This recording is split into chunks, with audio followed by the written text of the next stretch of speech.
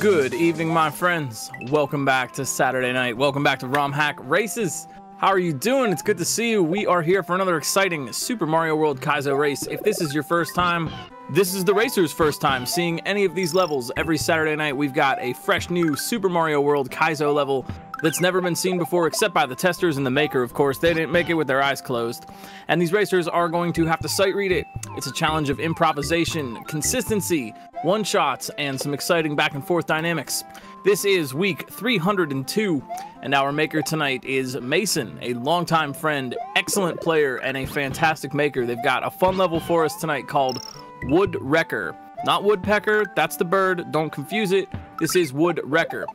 The racers do know a little bit of info before they start. They have some difficulty metrics to help them out.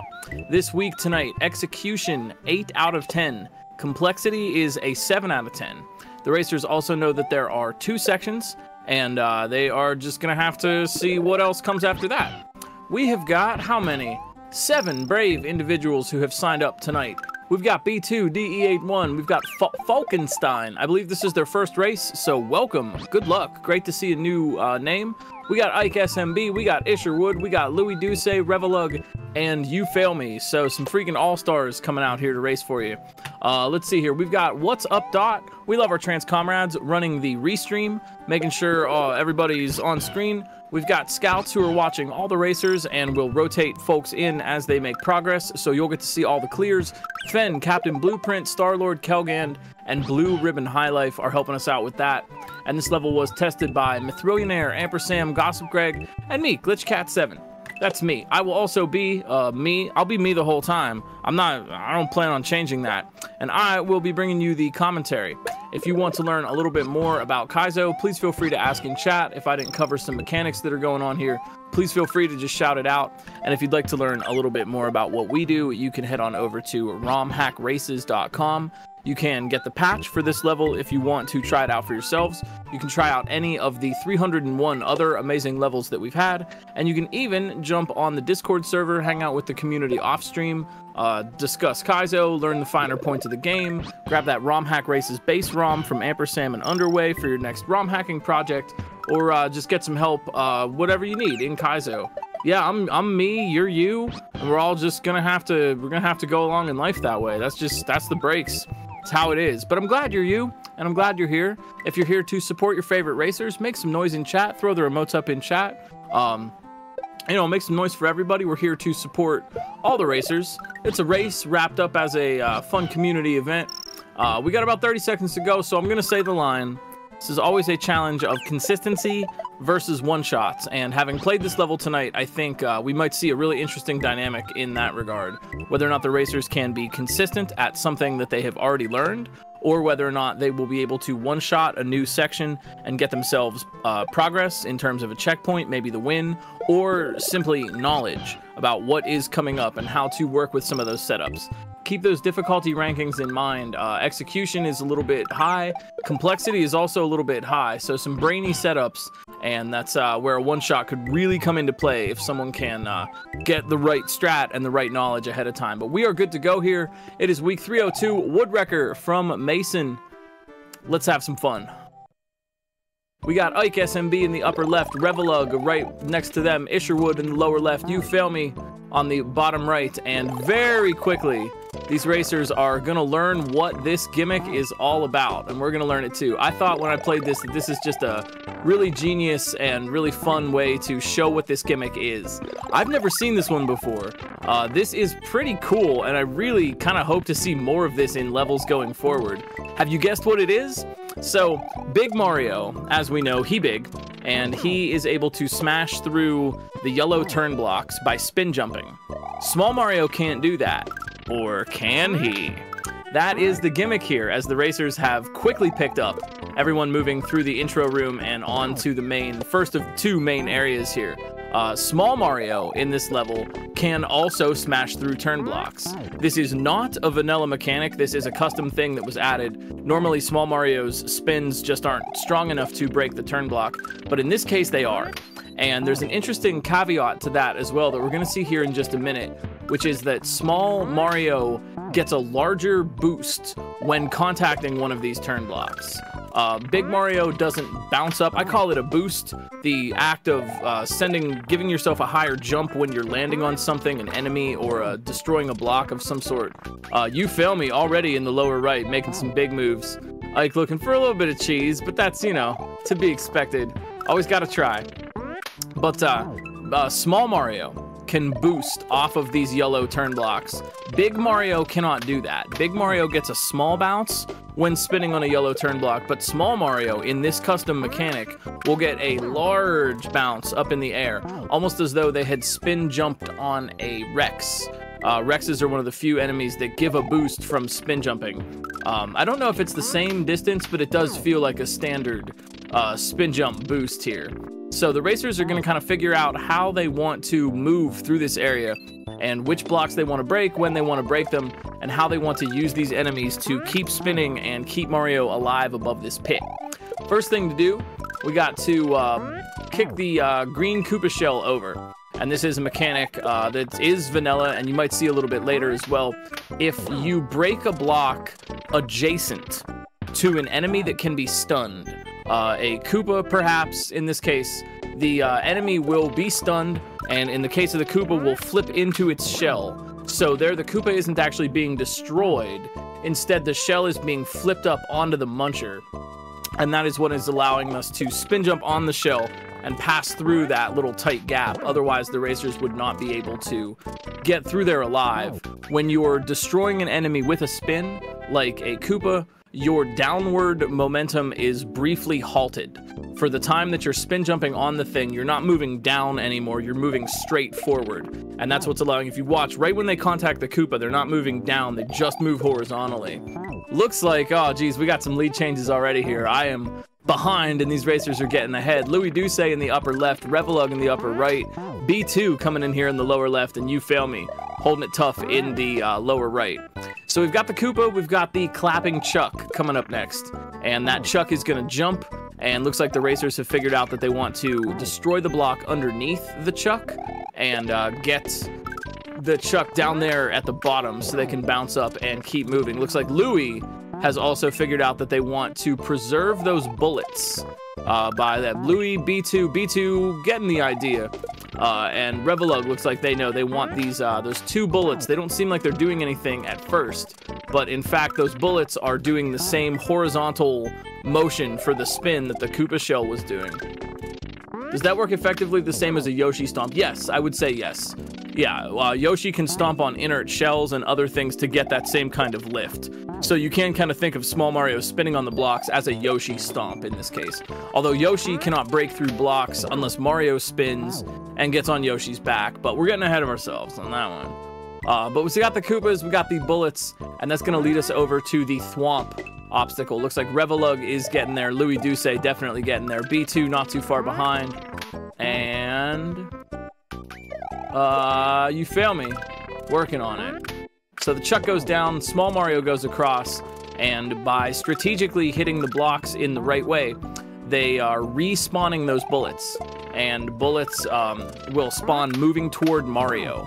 So by moving in from the left, the bullets will respawn moving to the right and provide the same horizontal motion that the Koopa is used for to get through those next couple of gaps. It doesn't seem like much, but in order to cover that distance, they definitely need that sort of downward arrested movement. I know it's kind of hard to explain. It's one of those things where if you've played SMW, you know what I'm talking about, but it's really brief.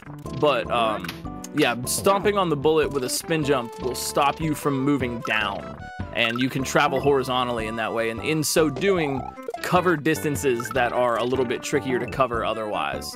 Looks like everyone has kind of, yeah, putting this all together. Revelug getting the idea. It's not necessarily destroying every block in your path in sequence, right? That's kind of the idea here. By jumping over to the lower block first, you can jump back to the upper block and thus respawn those bullets. Look like Revelug's got the idea, Louis got the idea. B2 working on it, You Fail Me not too far behind. Also, yo, Woodwrewcker, you, Mason, thank you so much for making this level tonight. This was a really fun one. I had a good time playing this earlier today. But looks like we're getting on. This part I kind of found pretty tricky in testing. Louis Duce getting there. And this is where this higher difficulty rating is kind of coming into play here. Because we got to figure out, it's pretty obvious what you want to do. We've got that pink, oh, sorry, pink. It's not pink. What am I talking about? It's blue. Got that blue indicator coin right by the thwomp. And that is probably able to be surmised that that is indicating position, where to hit the thwomp. And then we've got this Goomba walking down. Looks like Revelug is picking up the idea. So we're seeing these same properties play out, and I really like that about Mason's design. They're using the same sort of properties over and over again. And so you start to learn the flow of the level and kind of what you want to do with it. Looks like Revelug has got the right idea. That Goomba, what am I can't speak today. The Goomba, the little brown round thing, is falling down there. And just like the green Koopa at the beginning, by destroying the block that is adjacent to the Goomba, instead of destroying the Goomba, that explosion from the block will flip the Goomba into its stunned state. And a stunned Goomba is flipped over on its back, and you are able to carry the Goomba. I know, I got getting wrecked here, but it looks like Revelug, oh yeah, definitely has got the idea here, and they are moving past You Fail Me as well, getting to the angry Wiggler. But those Wigglers don't die when you stomp on them. Wigglers just get red and angry. So without being able to destroy the Wiggler, we're not going to be able to progress. So we've got to figure out how to get rid of Mr. Wiggler there. And one can surmise that we would do that with the Goomba. Looks like Louis Duce's got the right idea. Yep. So hitting the block adjacent to the Goomba, flipping the Goomba over into a stun state, now we can carry the Goomba and use it to destroy the Wiggler that is blocking the path. But that is a little bit easier said than done, because that Goomba is falling. And we have to time the landing on the block to just the right moment to where we destroy the block as the Goomba is right next to it. And that is actually not easy to do.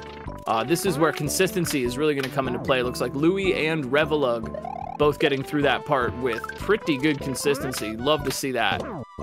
But now we've got to figure out something else. And here's where maybe a little bit of that complexity factor is going to come into play. Because we've got the Piranha Plant, and we've got that rope ceiling. Yeah, we've got the rope ceiling there. There's a Magic Koopa Magic up there. You can die on that. Looks like a soft lock prevention mechanism. We've got the Piranha Plant, and we've got the gray castle block. Those things are a little bit weird, a little bit janky. You can kind of step through the middle of them. But if you go up above that rope, you are now just stuck in there. And without, not able to go across to the next block without going up above the rope. It's sort of a catch for Mario. So what are we going to do here? And I'm not going to spoil it quite yet. We're going to let these racers kind of work with it. B2 getting to the Wiggler, but needs to time that landing for the Goomba. And to get the Goomba off the block is a sort of a trick of jump. I mean, I call it jump articulation. My old guitar teacher always said that you have to articulate your notes, right? Our well-articulated jump. Is the jump this high? Is it higher than that? What kind of arc does it take? How high really is the jump? And the jump off the thwomp to land on the block and flip the Goomba needs more articulation than it seems. That is you can't just hold the button. You've got to kind of time that just right so that you're hitting the block at exactly that moment. It is not easy to do that. Revelug, though, trying out some ideas. Revelug, seems like they might have a thought here. So we've got to figure out how to use all of these pieces together. Here goes You Fail Me as well, getting some plans in motion, but they cannot seem to jump across to that one block that they need. Revelug definitely trying an idea here. Revelug thinking about it. So Piranha Plants, as we know, classic Super Mario World enemy. They are on a cycle. They go up, they go down. Louis Duce trying some ideas, but yeah, hitting that high up block will automatically send Mario up above the rope platform. And that is not where we want to be. So Piranha Plants going up, going down. And the castle block, the gray block up there, is also moving on a cycle. It starts out moving on the far left, and it will take a path and go over to the right, and just go left and right and left and right. So how do we use these objects together to prevent the thing we are trying to prevent, which is, in this case, spinning on that one yellow block and getting up onto the rope platform? Looks like Revelug has got it. Revelug in the upper right. Yo, and that's a checkpoint. That's this big brain. You fail me. Ooh, also with the right idea, but they get a little bit corner clipped in. So Revelug, first to the checkpoint. Louis Duce, not so far behind. Looks like they have the right idea. They're stalling on the Piranha Plant until the gray castle block moves over into position. That is the ceiling, because Mario is bonking his head on that castle block, and that's what prevents him from going up into that rope area where they do not want to be. Really big brain for Revelug. That's what I'm talking about. This sort of having a moment of insight quicker than other racers and being able to progress a little bit. Nicely done. Revelug working on the H now. Can I get an H in chat? Oh wait, I did already. Well, good job. Y'all did it. Can I get some more H's? You can never have too many. So now what do we got? We got power-ups. And this is where we're gonna see the distinction between the boost that small Mario is getting from the blocks and the smaller boost that big Mario is getting. So Revelug starting out, we got the spiny falling, and hitting that first block will send Mario right up into the rope up there. I don't want to do that. And this is sharp too. Revelug kind of pausing in order to just take a look at the situation and kind of figure it out. This, I think, is a level that would really benefits from kind of taking a pause every now and then and kind of playing the game in your head and trying to figure out what the sequence of blocks that you want to destroy is. Because as we learned in the first section, it's not necessarily that you want to destroy every block you see in the order that it appears on screen. Here goes Louis. Nicely done, Louis Duce. Catching up to Revelug, making their way to the checkpoint. So not too much, not too far out ahead now. Revelug's got some competition here. And now Louis, yeah, in classic Louis fashion, just starting out and trying things. This is a nice level for sort of experimentation and just figuring out what it is. What are you gonna do? B2, trying to sort out this Piranha Plant. They have the right idea, but that Piranha Plant cycle is a little bit slower. And Louis, yikes, Louis smashing ahead here. So over the spiny, and that lets us grab the mushroom that is on the safe block to hit. Louis and Revelug both kind of figuring that out pretty quickly. And now we've got Sparkies. And remember, big Mario spinning does not get as big of a boost off of the blocks as little Mario does in this situation. So we're gonna maybe want to think about that duality a little bit here. Oh, Revelug, look out. So making some progress, but learning an important lesson. Revelug now knows that we cannot stand on the blue pipe that is up there. There are Kaizo blocks all over, and so that pipe is purely there just to restrict the movement of the player and get Mario doing what Mason has intended for us. Louis Duce, yeah, with some ideas here. So Louis and Revelug actually both kind of at the same amount of knowledge. They both know about the pipe. Looks like You Fail Me. Oh, so close. You Fail Me. He's getting the right idea. They know how they want to work that. And here goes Revelug. Oh, a chance for some knowledge. Oh, man. So Revelug destroying the blocks, and that little Sparky wants to move around the blocks, right? It's going to follow any block trail. Meanwhile, Louis getting caught in the Kaizo block trick. But the Sparky is going to move around the edge of blocks, and that is the thing that is going to damage Mario, right? Big Mario, low jump. Small Mario, big jump. I know it's contradictory, but just bear with us here.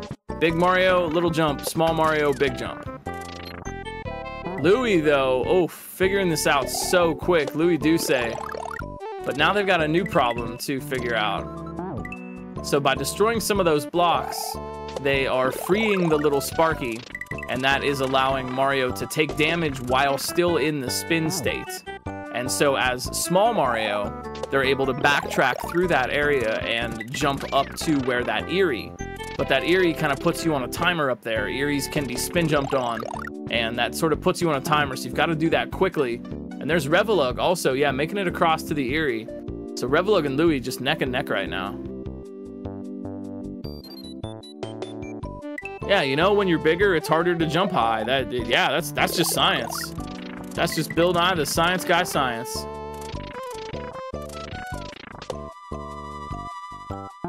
Revelug, yo, using some interesting pathfinding. And Louie deciding to destroy all 4 of those blocks. That looks pretty clean to me. So there are 4 blocks that Sparky is moving around.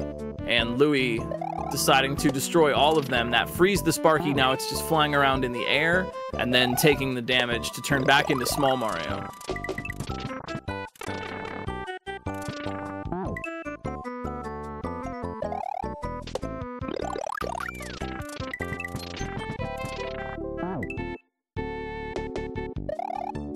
But now Louie's got a new problem here. Upper left for Louie. What is it gonna be? So we're starting to see how this section is shaping up. We're forced to grab a mushroom, and then that makes us have those low jumps. So now we have to figure out how to lose the mushroom. Revelug trying some ideas out, and Louie definitely getting consistent at this first obstacle. There's You Fail Me too, excuse me. Oh, I'm looking up at the top of the screen. Meanwhile, You Fail Me putting in the work down here. And they have also got to the checkpoint, so it's still anybody's race here.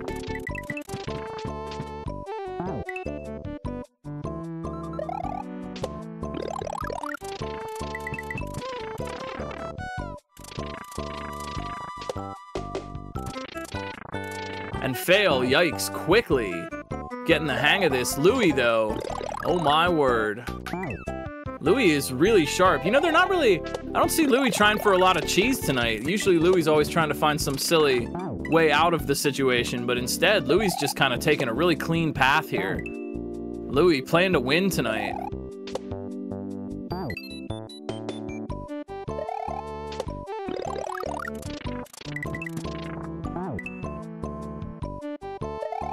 Louie, Revelug, and fail right now. Second checkpoint, and the racers do know that there are 2, so watch out. Hold the phone. Sega Genesis cheat codes. It's Ike SMB in the lower left, making it to the checkpoint, putting the pressure on everybody here. Ike definitely knows how to spin. They have learned their spinning well.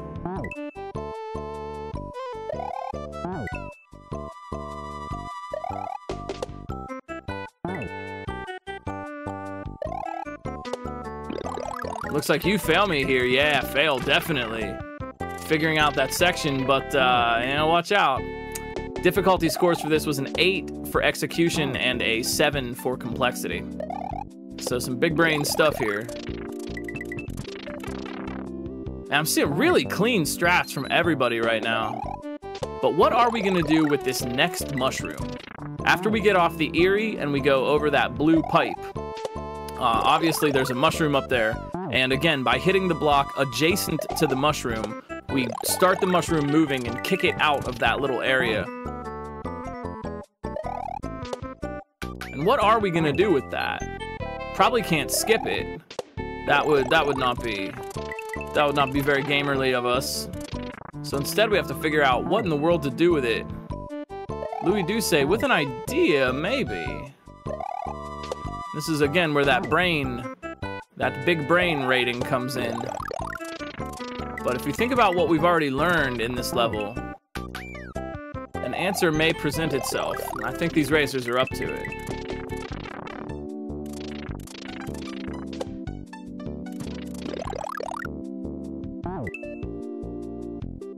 Ah, Ike, finding all the Kaizo blocks. Yep, can't get out of there, bud. So Ike now learning, okay, don't land on the blue pipe.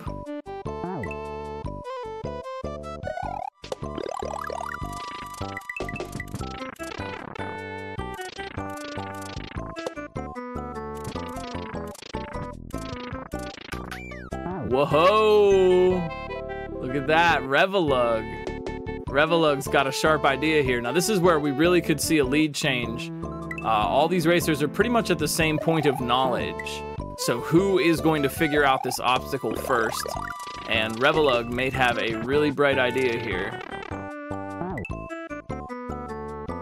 But they also need that consistency to get back to where they were, right? It's not going to do, even if you have a good idea, it's not going to do you any good if you can't actually get back there.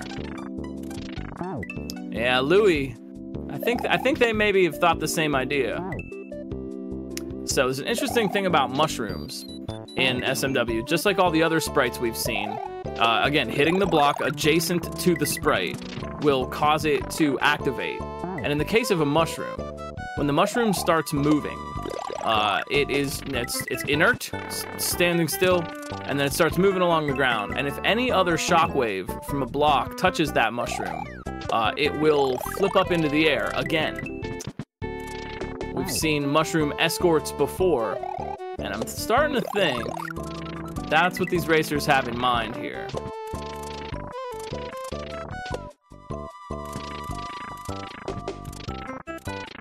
Yeah, Revelug, there we go. Yup, Revelug. Got the right idea here. Mushroom escort, I guess an escort would refer to any situation where you have an object on screen and you need to escort it somewhere. You need to bring it with you. That might be as simple as carrying an object through a dangerous location, or it might be as challenging as something like this. So to get ahead of ourselves a little bit, Revelug's got the strat here. Notice that they start the mushroom moving, right? But then they don't immediately collect the mushroom. Instead, what they're aiming to do is hit the next block that's adjacent to the mushroom when it's falling. Louis Doucet also with the same idea.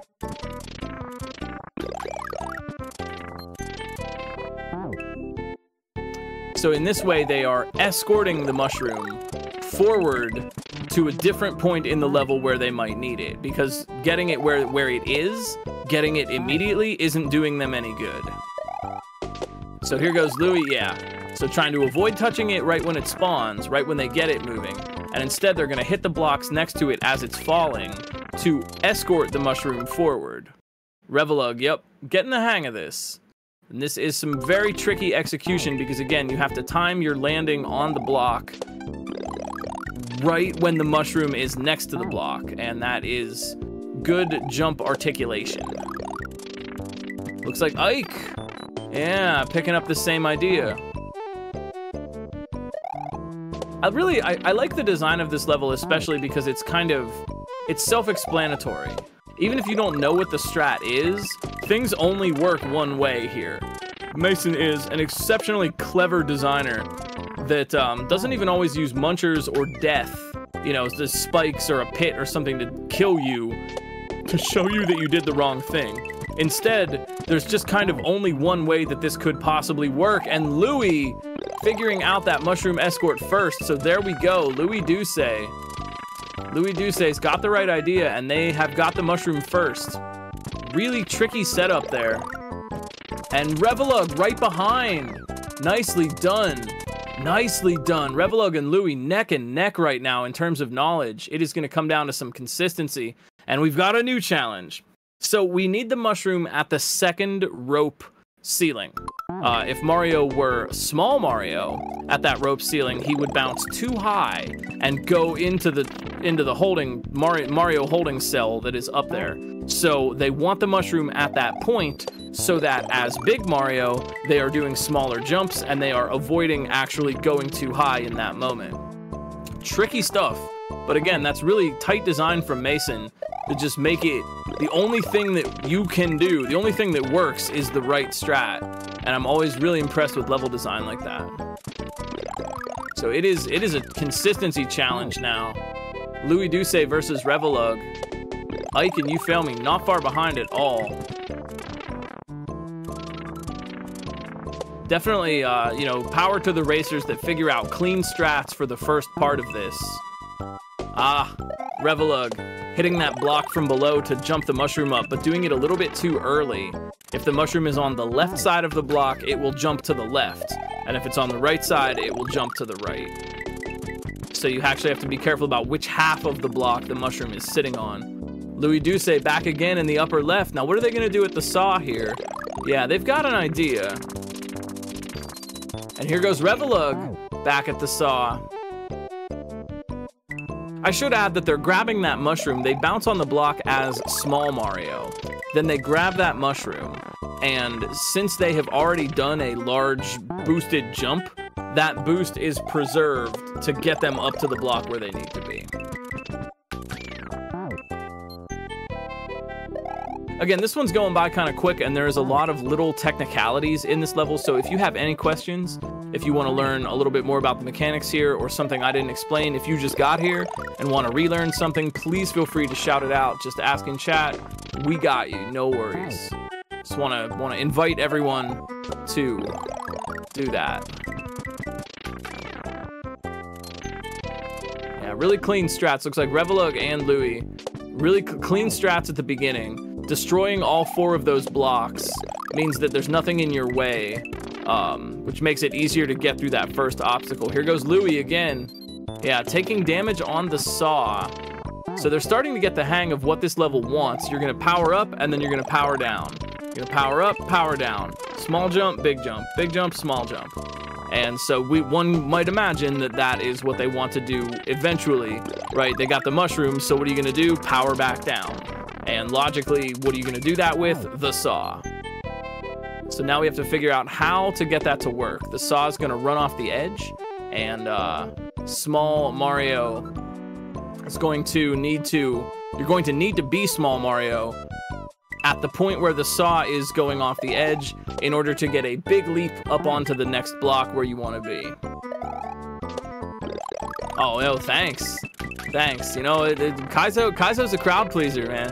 There's a lot of really talented makers and players out there, and you know, once you start learning the sort of lexicon, Kaizo is a language. Kaizo is a system of tricks and properties, and the more of that stuff you've internalized, the more you can start to work with tricky levels like this. You know, aha, I remember that property. I know that mushrooms behave like this. I know that spin jumping behaves like that. You know, the more experience you have, the better served you'll be in a situation like this where you have to figure it out on the fly.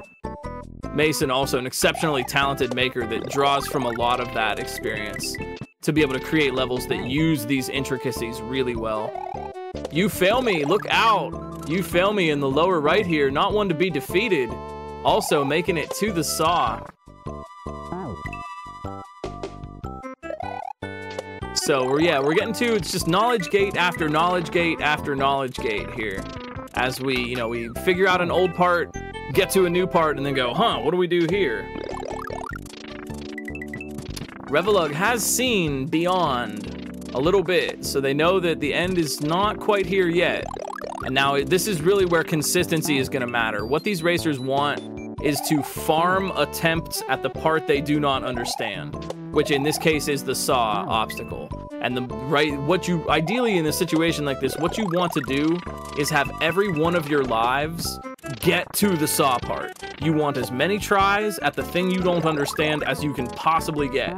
And that's what I mean about consistency. If they can be consistent at the stuff they've already learned and execute it properly every time, they're gonna serve themselves better because they're gonna be further along and they're gonna be able to get more tries at the thing they don't understand.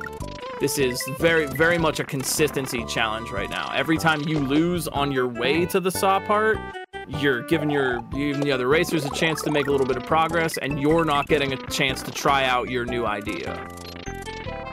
You fail me again. Yeah, here we go. You fail me. A very consistent player. Maybe they have an idea. Louie, Ike, Revelug, and you fail me right now, all on the checkpoint. Revelug with a try at it. Would there be any screen-scrolling cheese you could pull off in this level? On the ROM Hack Races base ROM, screen-scrolling is turned off. Can't use it. So maybe if this were a normal vanilla situation, yes. But to prevent cheese like that in general, ROM Hack Races base ROM just doesn't allow you to do that in the first place. Also, consider the fact that since you're spinning, you're constantly destroying the floor, and so whatever cheese you're trying to do, you're gonna have to do it really quickly because otherwise you're not gonna have a floor in 2 seconds. Screen-scrolling cheese tends to work a little better if you can have somewhere safe to stand. It's much more challenging to do something like that in motion like this. Revelug, trying some ideas out. Ike too. Oh, look out. I really love this. It might not seem like it, but these racers are like neck and neck right now in terms of knowledge and what they need to do. This really is coming down to just who has the bright idea first and who can farm attempts at that part enough. Is it going to be someone who has a good idea and cracks the code quickly, or is it going to be someone who gets back there over and over and over again with consistency in order to try a lot of different things?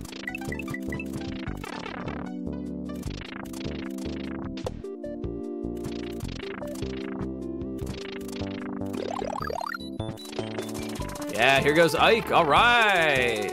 Ike making their way to the saw.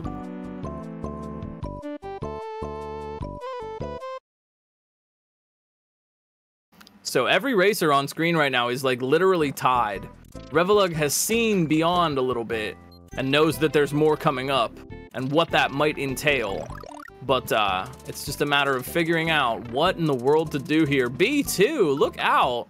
We got 5 on the checkpoint. B2, DE. Oh man, and B2 making big moves here. Okay. Yo, B2 really seems to understand this immediately.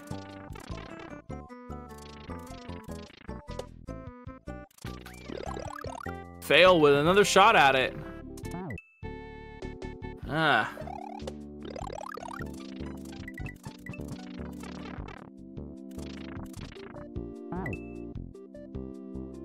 Oh, what's this?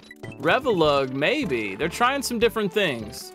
Watch for the subtleties. Whenever a racer gets back to the saw, watch for the subtlety, because what they're trying to figure out right now is what's the moment to take damage? When and where do we take damage? They know they want to be Small Mario to get up to that block, but figuring out when and where and how to take damage, that...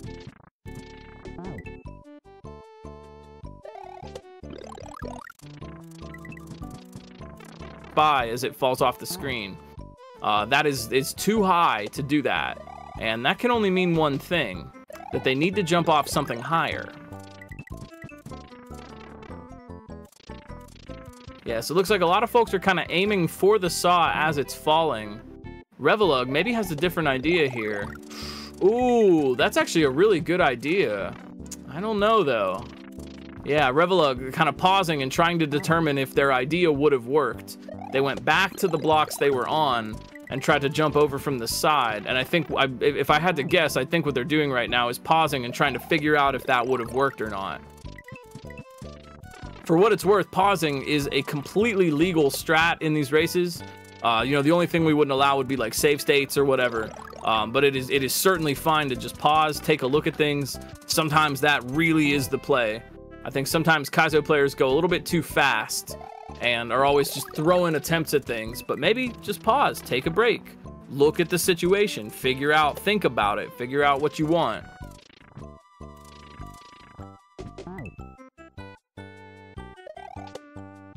Yeah, Revelug, trying that strat again.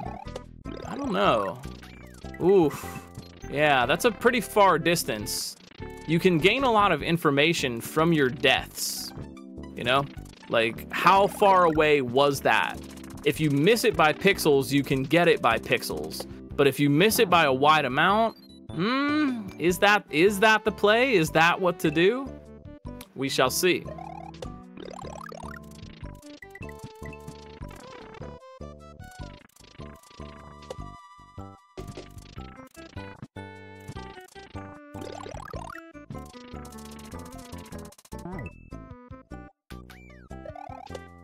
B2 kind of thinking about it. Oof! Fail.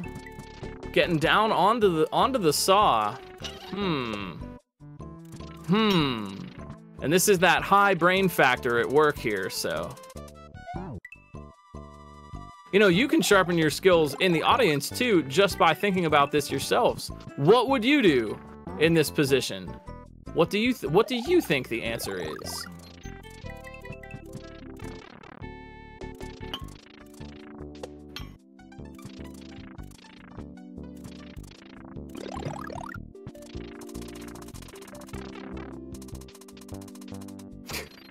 Falling down. There you go. Oh.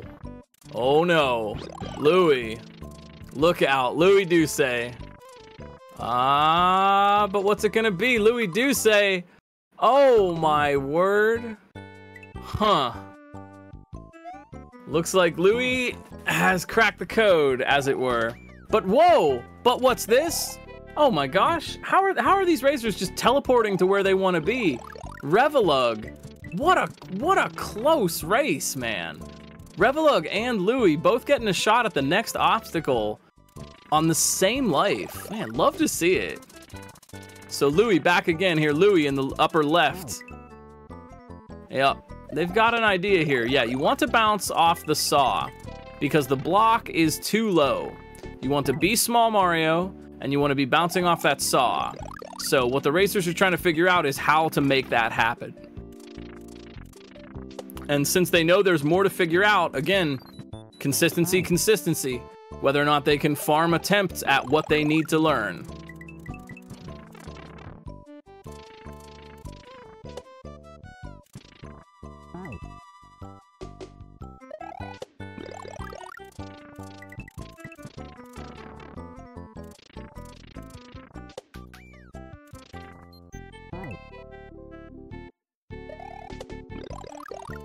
I love to see these skills crystallize, right? You know, just a few moments ago, they were trying to work on the mushroom escort part, right? That was tricky for them.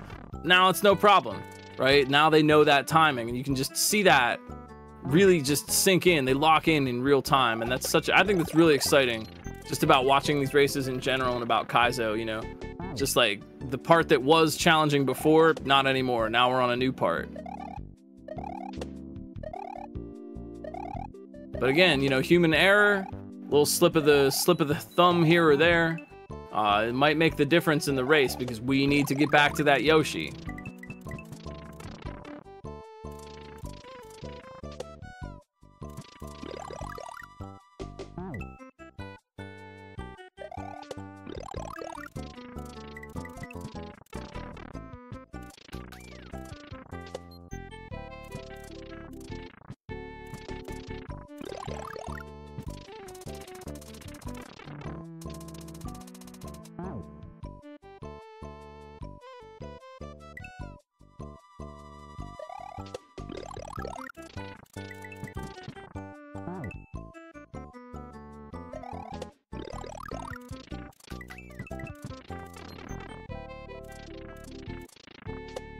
So 39 minutes, not a clear yet. This is a very tricky one.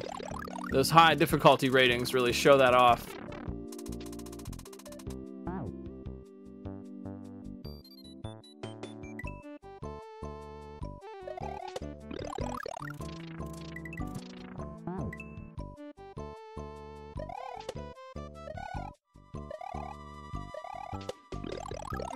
Chat, friends, comrades, you feeling okay tonight? I hope you're having a lovely Saturday. Thanks for spending a little bit of it here with us for this exciting ROM hack race.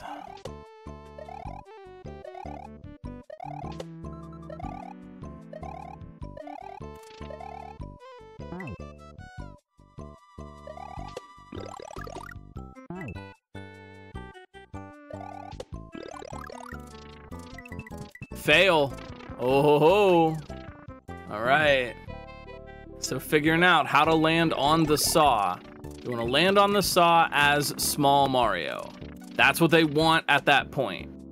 But what is the most effective way to do that? How can you be consistent and do that every single time? We shall see. Revelug. Oh, Revelug.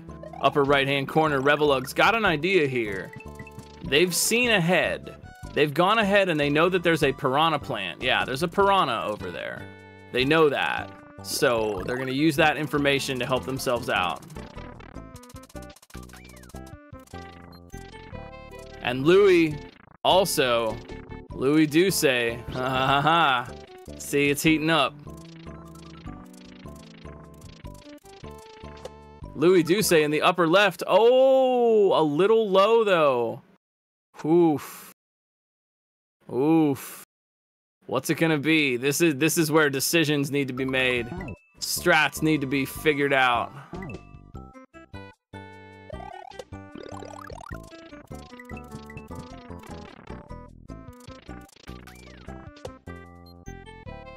Consistency is more important now than ever.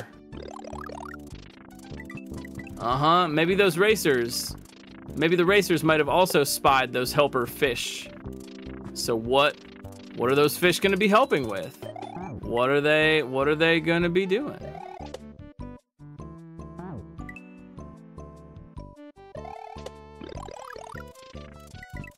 What do we do with fish? What even is a fish?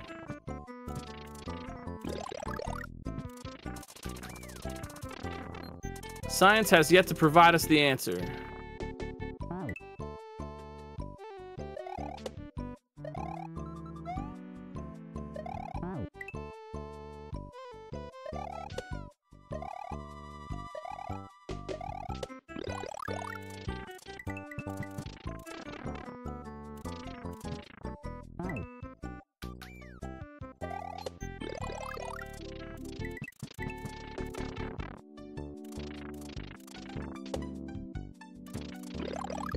Here's a fun fact for you. The Appalachian Mountains predate fish. They're older than fish. The Appalachian Mountains are older than bones. Just the concept of things that are alive having bones. Appalachian Mountains, older than bones. True story.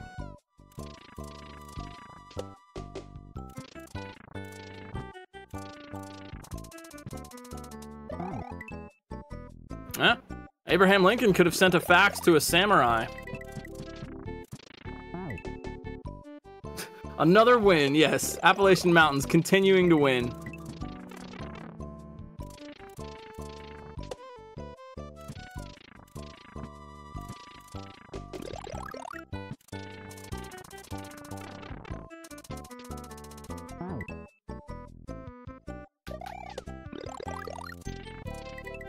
Fail in the upper right. They've got their strat for that saw.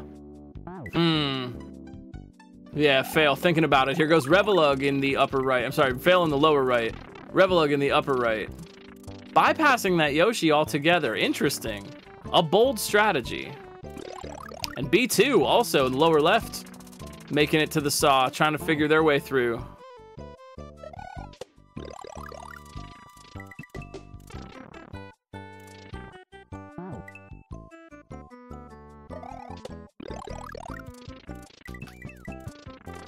Oh, interesting.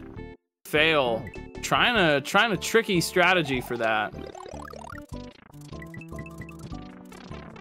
I don't know. If Revelug sees some cheese, I'm also missing the cheese.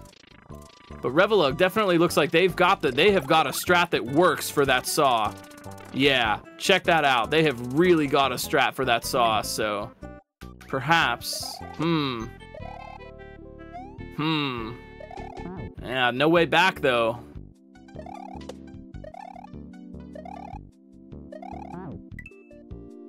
The pause strats are really effective here, so you can think about what you're doing.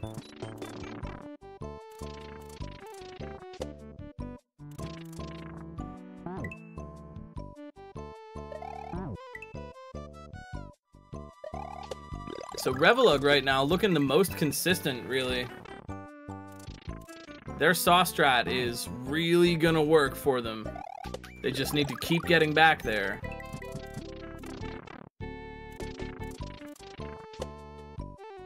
Yo, look out! Ike, SMB, coming in here in the lower left.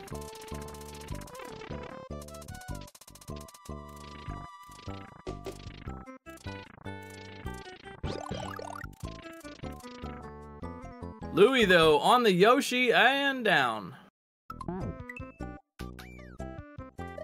Oh, yo, you fail me. Looks like they might have figured out the same strat that Revelug has.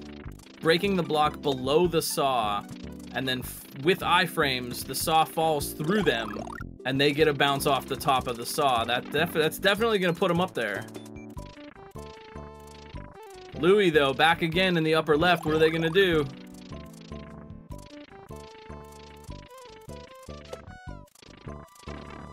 Louie Duce in the upper left.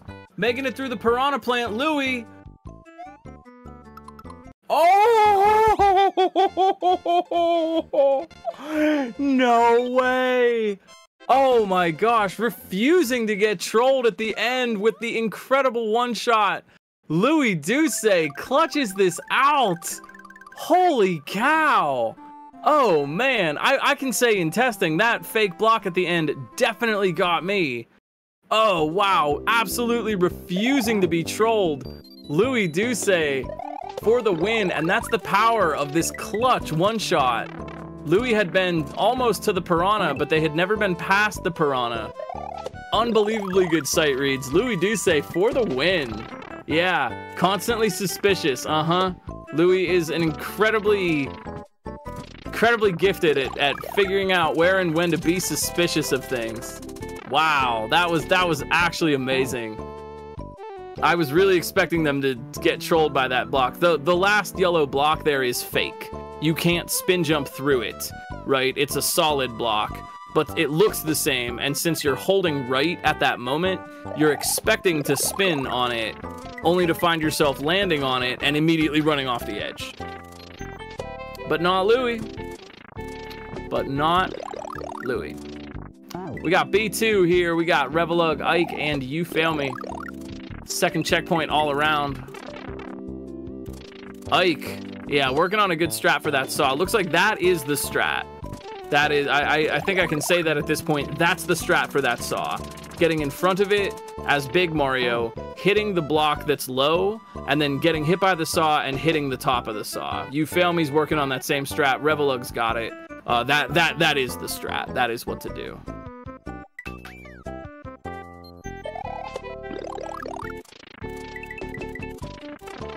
However, Louis didn't even use that strat, and instead they took damage earlier and just found a way to go off the saw as it was falling, so a little bit of cheese from Louis even. Looks like Ike in the lower left. Yeah, Ike's got some ideas here. Ike, all right, Ike making moves. Ike, SMB, can they go fast enough? That piranha plant is dropping down, obviously, so they want to get off the piranha as quick as possible to be Big Mario and make it over there. Because again, Big Mario, low jump from the spin.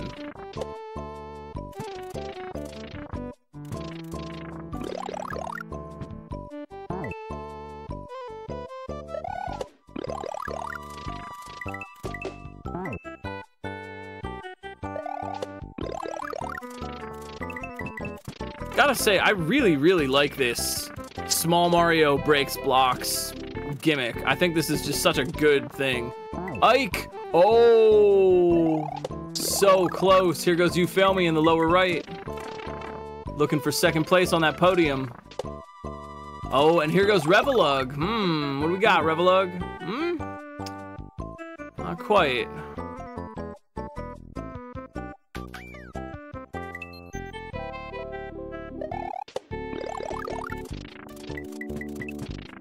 Ike. Boy, this consistency. This is what you want. Ike in the lower left. Ike in the lower left. Here it comes. What you got, buddy? Oh! Oh, man. No one is falling for this. Holy cow. The absolute brain on these racers. The brain on this one. Ike, SMB, coming in clutch here. For the second place on the podium, we're going to say hey to Isherwood in their place. These are the final four. We got plenty of time to hang, though. Oh, my word, man. Look, I don't want to root for bad things to happen, but I am kind of rooting for someone to get trolled by that. Like, and I'm just saying, in testing, it got me. And like, I don't want others to suffer as I have suffered, but sometimes it's a little cathartic, no? Revelug, back again. They are just skipping that Yoshi though. I wonder if they think they're gonna go back. We'll see.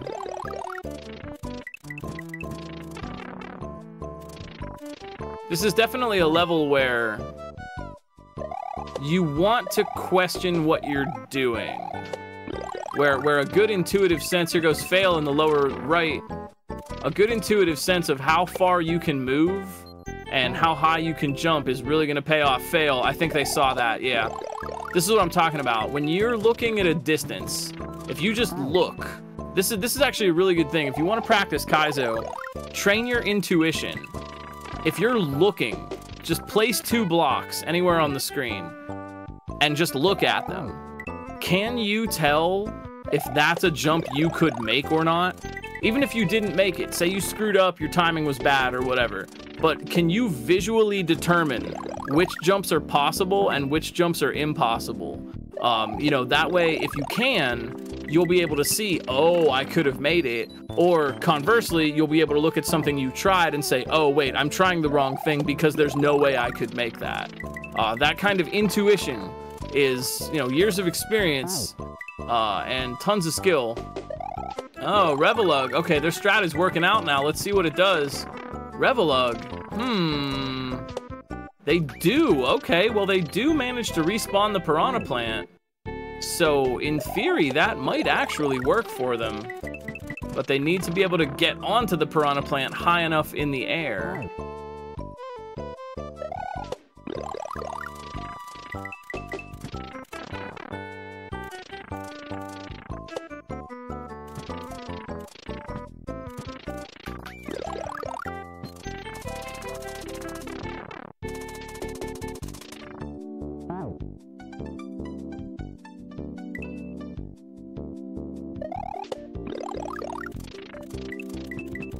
But once again, too, if you're just getting here, you'd like to learn a little more, or there's something I haven't explained in the mechanics, a question you have, please feel free to shout it out. There's only so much commentary, you know, there's only so many times I can explain exactly the same mechanics. At a certain point, I feel like people know what I'm talking about, so if you just got here, you want to learn something, please feel free to ask.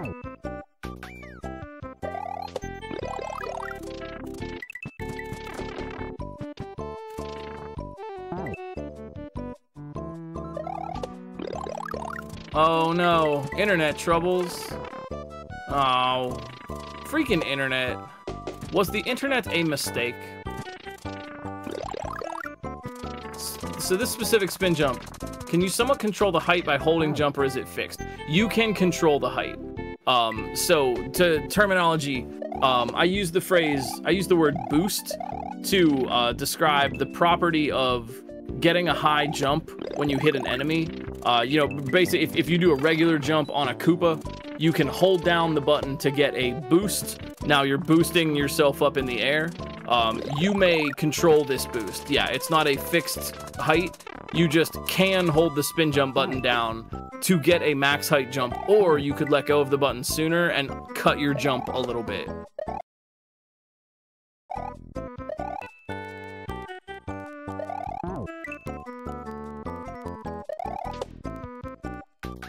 We got B2, we got Fail, we got Isherwood. Unfortunately, Revelug may be having some internet issues. Dang, internet. B2 worked out that strat for the saw, very nice.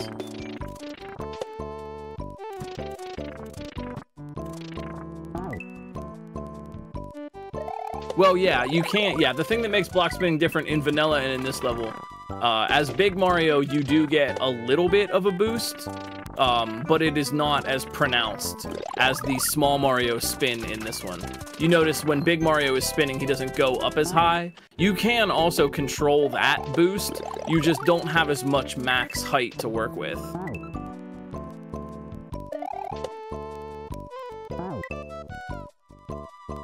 In general, all boosts can be articulated.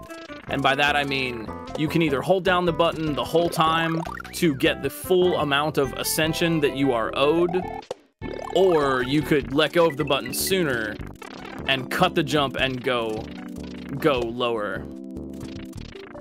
That's correct. Small Mario breaking blocks with a spin is not vanilla. That's a custom mechanic that has been added for this level. And actually, the first time I've seen this idea being used, Small Mario gets a larger boosted jump from a spin block break. And I think that's really genius, actually. That's such a... It feels like it should be a vanilla thing. You know what I mean? Like, it's not It's not a far out mechanic. It's just a very simple tweak to one idea in the game. Really genius stuff from Mason.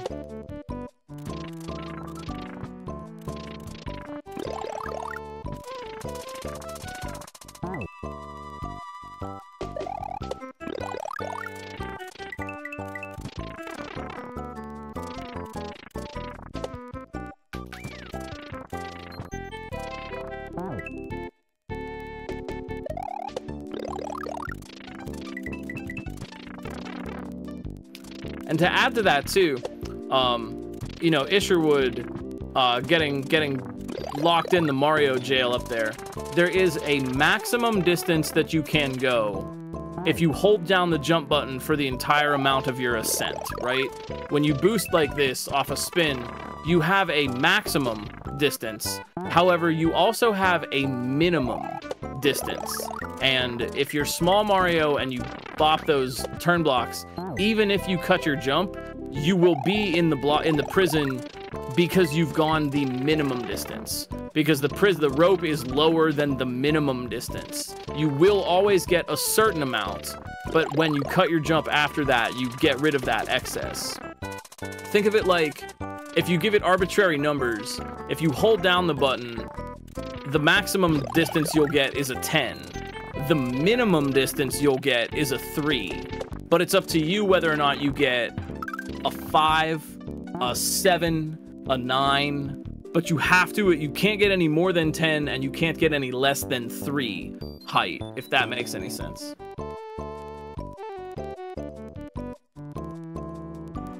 Sorry, I missed you filming on that last saw jump. How do you change the mechanics? Patches. There are custom ASM or assembly code patches that people can make tweaks to the physics in the game.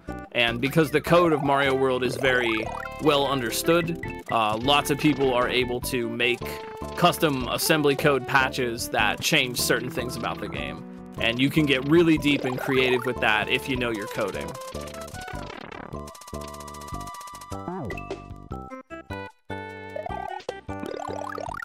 Through the magic of code.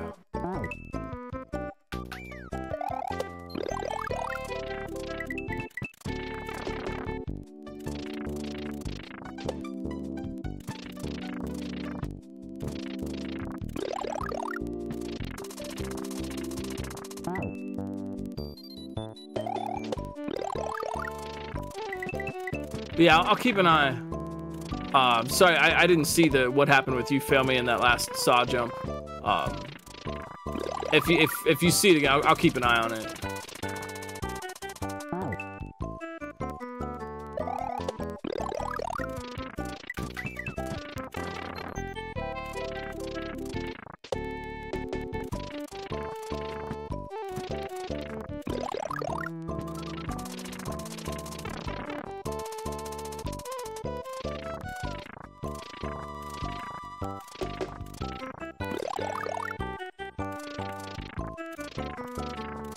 Fail, here we go, in the lower right. Upper right, rather. Fail. You fail me. Jumping it out. Jumping it out, no! Oh! I think the fish tripped him up just a little bit. Oh, no. Nice try, though. Yep, they know what they want now, and they see the landing over there. One can only imagine that's gonna be it. If they didn't get enough height off of the saw, it's quite possible that they weren't holding jump when they contacted the saw. If you're jumping and you land on if you're jumping and you land on something that will give you a boost. If you're spin jumping and land on a saw, if you're regular jumping and land on a Koopa, in order to get boosted, you're going to have to be holding the jump button when you contact the enemy. And it's entirely possible that Fail just wasn't holding on to jump at the moment they contacted the saw. If you aren't, you can't do that later, right? If you're too slow, you will not get it. It's a small frame window, but what you're doing is you're buffering the input. All you have to do is hold the button down ahead of time and then touch the enemy, and you will get your boost. So it's one of those things that if you're not holding the button and you touch something, and you want to boost, there's a small frame window to engage the button again, but all you have to do is buffer that input and you're fine. So generally the thing to do is to just, if you know you want to boost, hold the button down before you contact the enemy, and there's your boost, no problem. That is, I think, what probably most SMW players are doing. That's the practical and easy way to go about getting that. There are situations sometimes where you do kind of want to hit that frame window. You can't be holding jump until right when you're contacting the enemy, but usually that's more for a regrab. If you're not holding the button when you touch something, you can then regrab that jump off of the little boost, because if you do hit the saw, right, remember when I mentioned the minimum and maximum? If you're not holding the jump button, you will only boost for the minimum. And if you are holding the jump button, you may boost for the maximum, but you must boost for the minimum. Am I making sense? I feel like this kind of stuff is really... This kind of jump boosting mechanic is like really esoteric, and I'm finding that, like, oh yeah, there's a lot of complex information here that, like, a lot of us take for granted. So yeah, please just ask questions. I'll try to break it down as much as I can, but this is stuff that, like, oh yeah, I didn't even really think that, like, yeah, if someone didn't know how this works, this is a whole kind of hornet's nest of really complicated mechanics. Mario always gets kicked up a little bit when he lands on an enemy, regardless of whether or not you're holding the button. That's the minimum. Call that 3. Like I said, the boost is the maximum amount of jump you can get from an enemy if you're holding the button when you contact the enemy. Call that 10.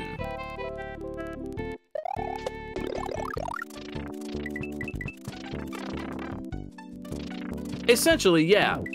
Essentially, yeah. If you want, actually, and I know this is kind of meta commentary, but the easiest way, I have an old video on my YouTube where I explain in great detail how regrabs work and how to apply them. If you want to learn, like, detailed information about regrabs, I just put the link in chat for you there. But yeah, essentially, since Mario falls more slowly when you are holding the jump button versus not holding the jump button, if you double tap the jump button, either from a boost or a regular jump, you change the horizontal trajectory of Mario's jump. Regrabs give you a low vertical and a wide horizontal, and that can be used very deeply to get a lot of different articulations.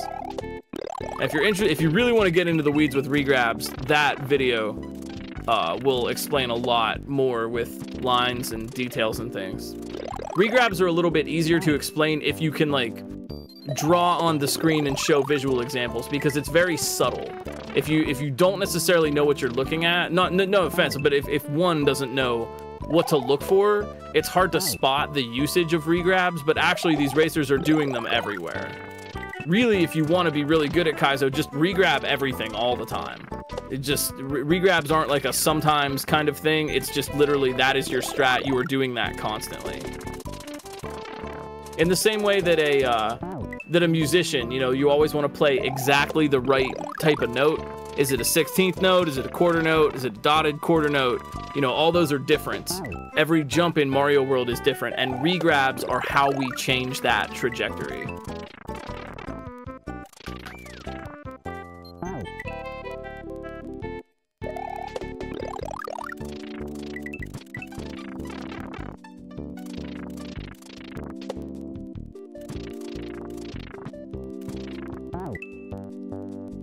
Think of it like a parachute.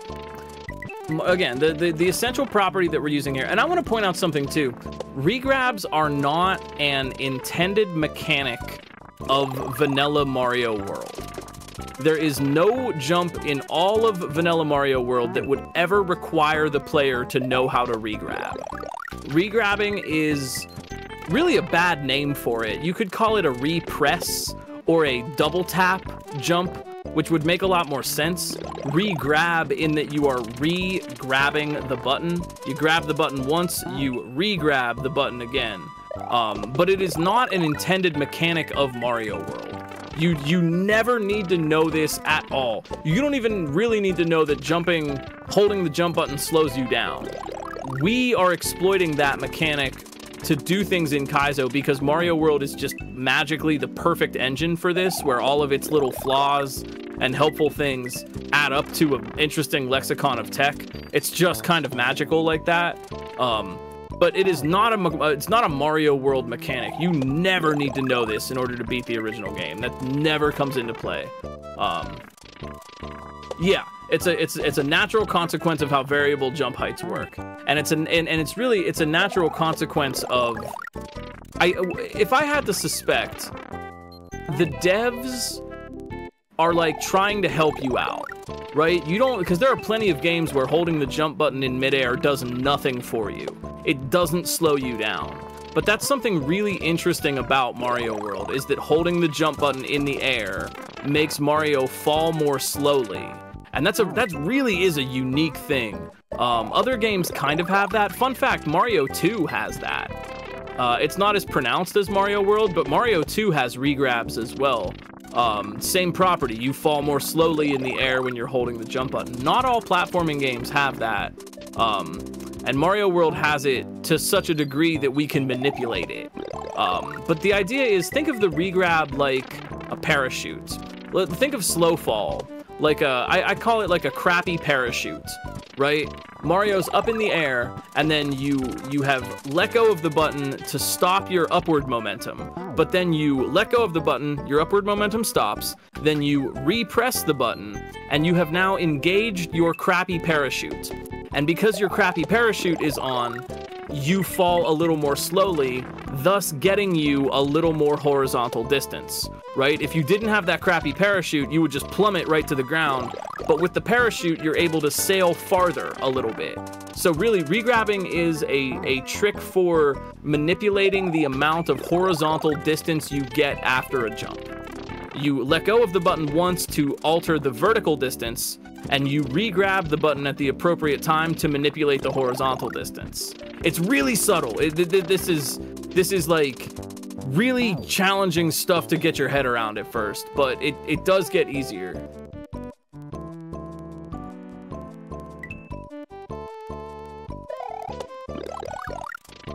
You know, a fun fact, talking about Cape, a fun fact that I learned recently is that the 1992, 93, the Prima strategy guide for Super Mario World actually mentions the Cape turnaround.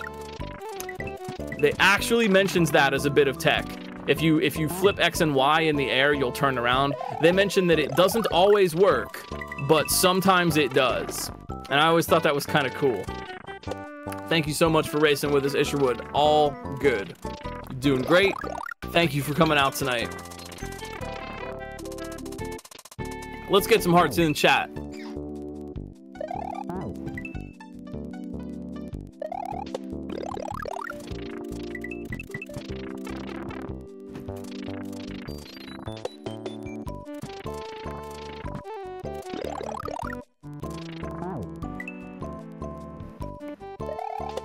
Yeah, regrabbing is very subtle science. You know, okay, for guitar players in chat, regrabbing is like the vibrato of Mario World, right? You know, you hold down the string and you bend it just a little bit to get that kind of sound, right? And every guitar player does it a little different. There's a million subtle ways to get little different tones out of it. Regrabbing is like that. It's the vibrato of SMW, and it's really subtle, but it is really powerful. It's as powerful as it is subtle. You can regrab off a boost, you can regrab off a non-boost. Pretty much anytime Mario is in the air, you have an opportunity to use slow fall and regrab mechanics to subtly adjust where your jump is going. And Kaizo makers are very good at that, so they program situations like that in, situations where you have to do that in order to survive. It is very easy to make a jump that cannot be made without regrabbing. But I think the real thing that, you know, separates maybe, you know, learners from more experienced players are doing that all the time. Experienced players, it's not, even if the game isn't requiring you to do that, Sometimes a max height jump is a max height jump. Sometimes what you want to do is hold the button down the whole time. But an experienced player is always using regrabs and slow fall to get the most precision out of their jumps that they can. Because the more precision you have available to you, the more powerful your strats can be.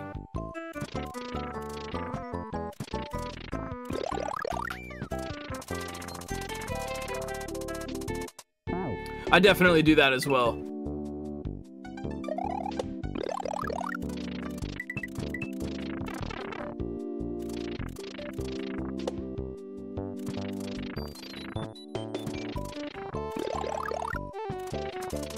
Yeah, I definitely regrab jumps that like aren't possible to regrab.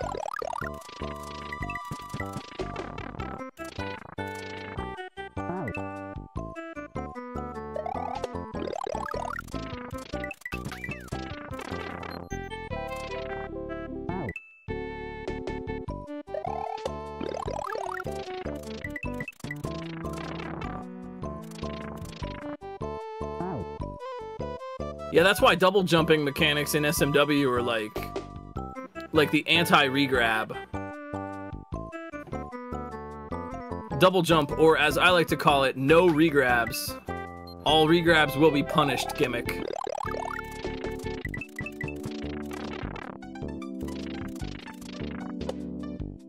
Yeah, and the minimum height max regrab distance is a trick of timing. It's a timing trick more than anything. If you're bouncing off an enemy, there is an optimal time to place your second input, right? There's an optimal timing. You bounce off the enemy, you let go of the button, or you're not holding the button when you bounce off the enemy, then you re-engage the button. There is an optimal moment for that. And that you feel out through practice, through timing, through training, to get those maximum width regrabs. In the same way, you know, I guess that's it. There is an optimal moment for that, and that's the kind of thing you learn with practice.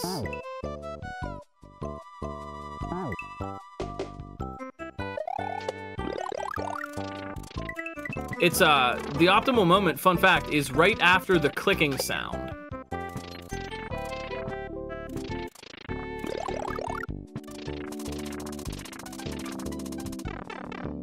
See, I kind of prefer the L&R double jump, but I think some makers have fun messing with people's muscle memory.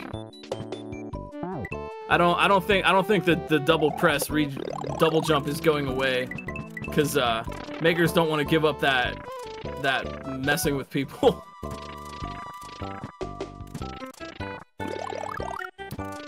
I mean, there are a lot of audio cues that you can use to help yourself out. You know, I think once you get kind of intuitive with the physics and the movement, you don't need them quite as much. But you know, there's the big obvious ones like the sound that a P-switch makes when it's about to run out. But there are other audio cues that can really help out. And here's something that might blow your mind if you don't know it. Mario rises for the exact duration of the jump sound effect. When you press the jump button, you go "Roop," and you go up in the air.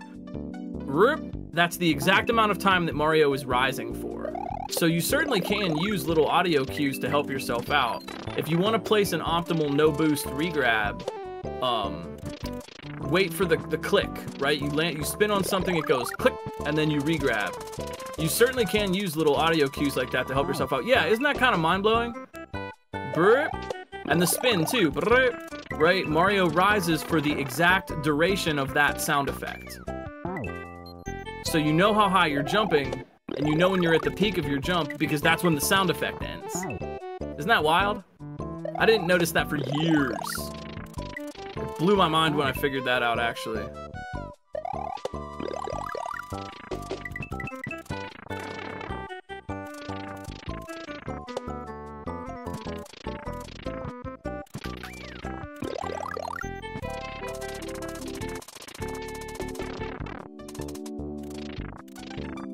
Fail. Here we go. You fail me. Let's go. Oh!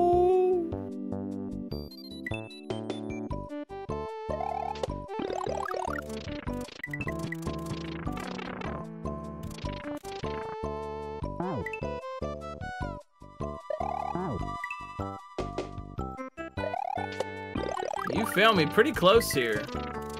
Yo, I want to let y'all know, if you want to try this out for yourselves, maybe play some of the other ROM Hack Race levels, or jump on our Discord server, head on over to romhackraces.com, our official website. There's a lot of fun friends, kind people on the Discord server that can help you on your Kaizo journey. And if you're enjoying hanging out in chat, so we normally schedule 2 hours a week for these races. Sometimes they go a little shorter, a little longer, depending. We do these races every Saturday night, 8 p.m., 7:30 p.m. for the pre-show, 8 p.m. Eastern for the race itself. And I'd love to just have people hanging out and enjoying the show.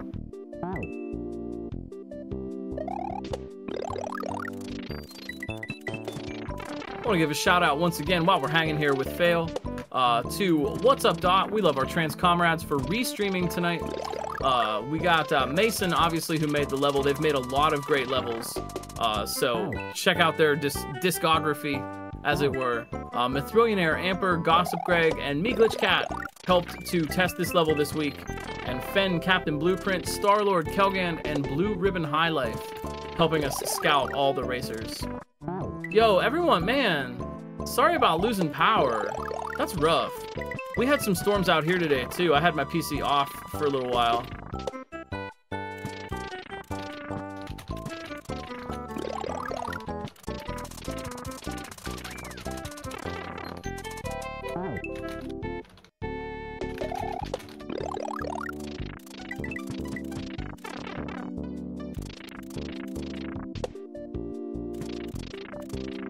So Fail here, the survivor.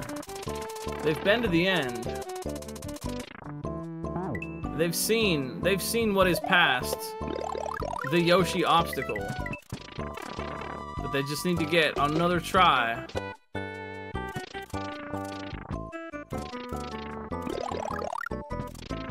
Oh geez, I hope you get a storm soon.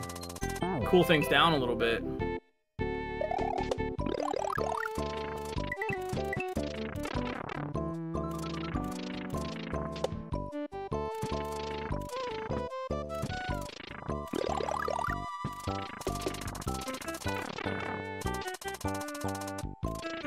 Fail for the shot. Oh, smart play. Taking out that top block. Fail. Fail looking good here. They know what they want. Here we go. You fail me, but what about the end? Oh, nobody getting trolled. Man, I'm all alone.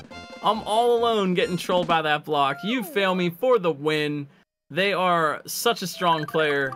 Determination and skill paying off. And that's gonna do it. Looks like the storms have shut down some friends. Thank you. Oh, you got it, Greg? All right, we both. All right, we're in this together then, you and me. Yeah, I definitely got trolled by that block at the end there. But thank you all for watching. That's our race for tonight. We're gonna be back next week with another one. I am gonna go ahead and let Dot here. We love our trans comrades. What's up, Dot? You can pick the raid for tonight. Looks like we're gonna go say hey to Nintendesi. They are kind and cool and wonderful, and you're gonna like their stream. Thank you for hanging out. Thank you for watching tonight. romhackraces.com to learn more. Jump on our Discord. Go and follow some of the racers if you want to see some more Kaizo. Play some more levels from Mason. They are all very, very good. And thank you so much for being around. Thank you to ROM Hack Races staff and volunteers for being a part of this all tonight. And I hope to see you all around the Kaizo community this week, and maybe back here next week for another ROM Hack Race. You matter. Your thoughts matter. Your heart matters. Your feelings matter. You matter to other people in your lives. You matter to me as human beings. You matter to the internet's #1 long boy for it. And the people that matter to you in your lives would love to hear from you about that. We know Black Lives Matter, LGBTQIA+ lives matter, Indigenous lives matter, disabled and autistic lives matter, and you. We're gonna go say hey to Desi tonight. Thank you all for being so kind and cool. Catch you all next time. Keep hacking, keep working hard, keep working on your skills, and we're all gonna achieve our dreams. Thanks for hanging out tonight. We'll see you next time. Peace.